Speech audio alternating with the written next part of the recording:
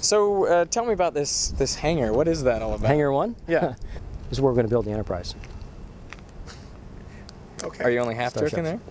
Bob Richards, CEO of a California startup called Moon Express, believes that the first trillionaires will come from space.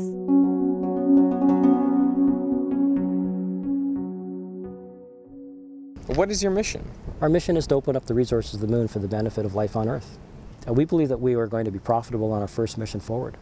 And once we get to the sample return mission, we're going to bring back something between a baseball and a basketball worth of stuff from the moon. We think it's going to be worth $1 billion. It's going to be the only privately available moon stuff on planet Earth. $1 billion. $1 billion. I think the first trillionaires are going to come from investments in space resources. The Google Lunar X-Prize is a competition that will once again demonstrate that small, dedicated teams of individuals can do what was thought only once possible by governments.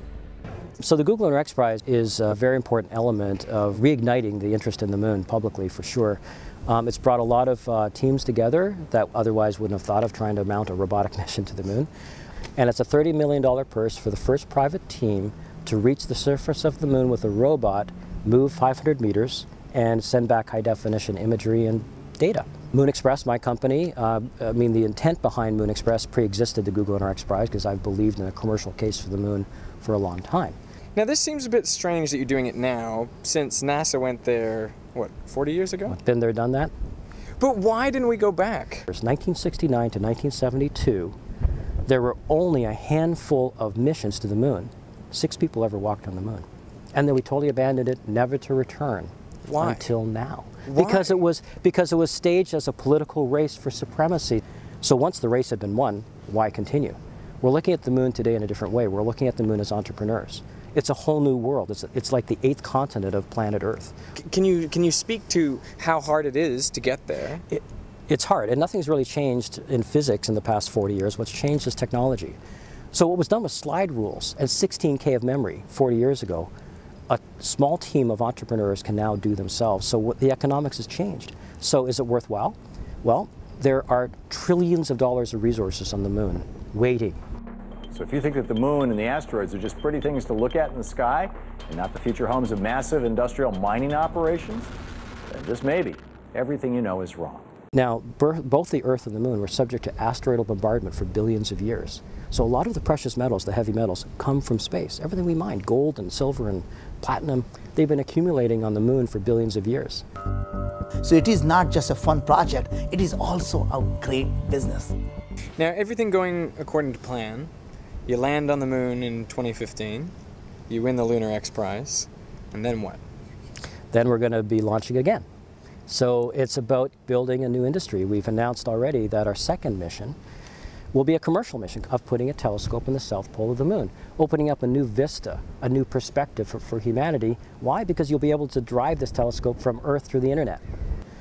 Our third mission, which we hope to accomplish by 2020, will be a sample return mission where we're going to get something and bring it back, right? And that's really the beginning of the first interplanetary economy. What got you excited about doing this? Why are you the one to be taking on this challenge? I think it happened when I beamed down from the mothership. Now, I can't remember a time since I was a child that I wasn't excited about space. And my earliest memory is walking through the rocket garden at the Kennedy Space Center.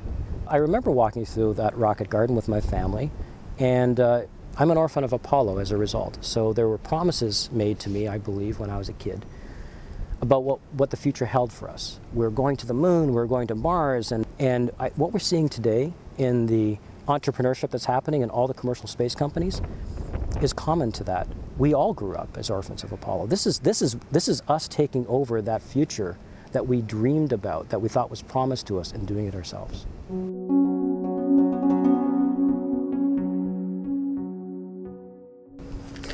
So when are you going to make it to the moon? By the end of 2015. Have to do that to win the Google Lunar X-Prize. Are you going to give yourself 2 chances at it, or are you going to try to go right up to the wire?